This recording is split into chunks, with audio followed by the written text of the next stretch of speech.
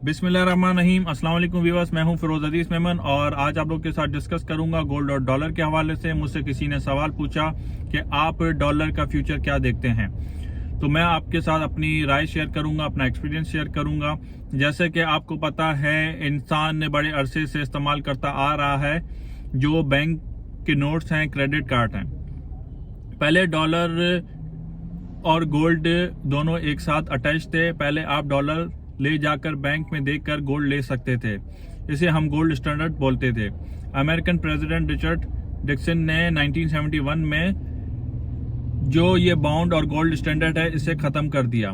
इसके बाद एक चीज से पैदा हुई जिसे हम फेड करेंसी बोलते हैं। फेड करेंसी अपना रास्ता पकड़ चुकी थी, पर लॉन्ग टर्म सोना हमेशा अपने आप को बेहतर साबित करता रहा है। जिस तरीके से हम अगर सोचें कि सोना और उसकी कीमत हमेशा बढ़ती रही है, गोल्ड और डॉलर के मुकाबले में आप देखें तो गोल्ड की कीमत बहुत तेजी से बढ़ती है बनिस्बत डॉलर से। इस तरीके से अगर हम बात करें, लॉन्ग टर्म सोना हमेशा अपने आप को बेहतर साबित करता आया है। शॉर्ट टर्म में डॉलर हो गए, रुपीस हो गए, वो अपनी वैल्यू बरकरार रखते हैं। मीडियम टर्म में तो बिल्कुल नहीं, लॉन्ग टर्म में तो भूल जाएं।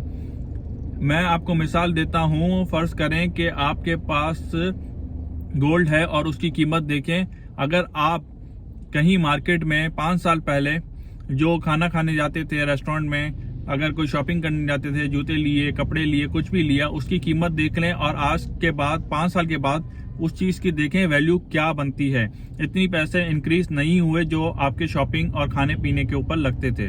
और उसके मुकाबले में अगर आप देखा जाए तो गोल्ड की कीमत काफी इंक्रीज हुई है और काफी हद तक बढ़ चुकी है।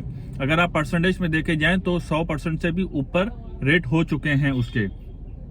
अगर हम बात करते हैं लॉन्ग टर्म में और शॉर्ट टर्म में कि किस तरीके से इसको हम डिस्कस करेंगे, सबसे पहले मैं आपको बताता चलूं, जैसे अगर आपने पिछले 5 साल में देख लें, जिससे हम मीडियम टर्म कहेंगे, और तो 5 साल में कितनी पैसे बढ़े हैं। लॉन्ग टर्म में हम देख लें 10, 20, 30 साल पहले के रुपए की कदर में डॉलर और की बढ़ चुकी है।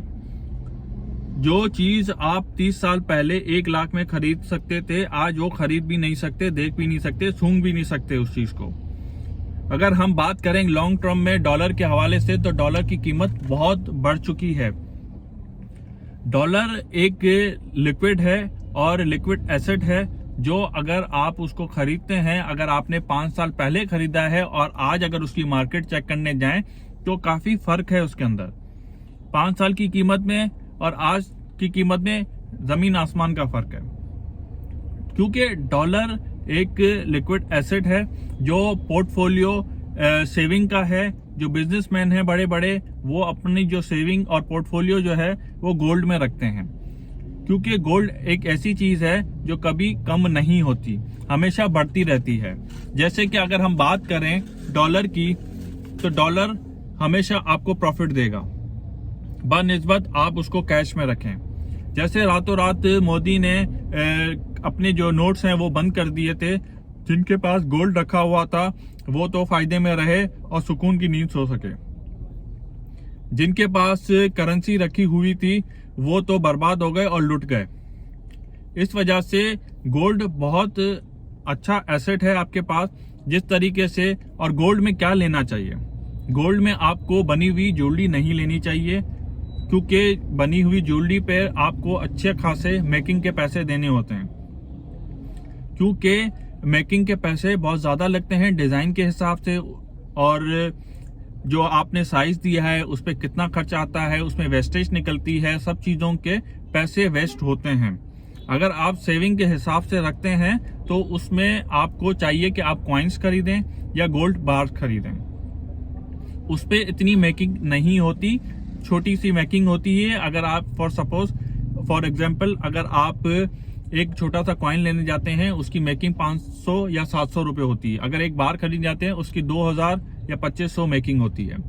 ठीक है, अगर वो आपको बाद में नहीं मिलती तो कोई फर्क नहीं पड़ता, क्योंकि आपकी कीमत गोल्ड की इतनी बढ़ चुकी होती है। क्योंकि जो इन्वेस्टमेंट करता है वो जो है वो फ्यूचर में देखता है कि मुझे सेल करना है, आज दिया कल सेल नहीं करना उसने, क्योंकि वो आपका एसेट है, आपकी सेविंग है।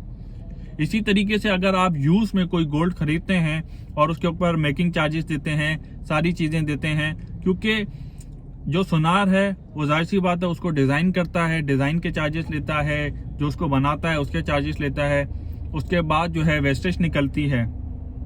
तो उसमें आपके सोना जो है जब बाद में सेल करने जाते हैं, अगर आपने ना भी पहना हो तो वो यूज में काउंट होता है, वो आपका सोना यूज में सेल होता है। तो आपको काफी नुकसान होता है बनिस्बत, क्योंकि पैसे तो बढ़ चुके होते हैं तो वैसा नुकसान नहीं है, पर अगर आप कॉइन या बार खरीद के रखें उसमें आपको नुकसान नहीं होता। क्योंकि अगर जैसे कि लोग कहते हैं कि जो है वो बैंक में पैसे रख के आपको प्रॉफिट मिलता है, या आपकी कोई प्रॉपर्टी होती है उस पर आपको प्रॉफिट रेंट आता है और किराया जैसे आपको मिलता है, और उसके बाद अगर बैंक में आप पैसे रखते हैं उस पर आपको इंटरेस्ट मिलता है। इंटरेस्ट हराम है, क्योंकि मैं कहता हूं कि बैंक के टोटल जो काम है वो तकरीबन हराम है। इस हिसाब से अगर आप गोल्ड रखते हैं तो गोल्ड के ऊपर आपको जो है 2.5% ज़कात देनी होती है, और मैं कहता हूं ज़कात की जो कीमत बनती है बनिस्बत जो आप बैंक से सूद ले रहे हैं उसके मुकाबले में बहुत अच्छी है।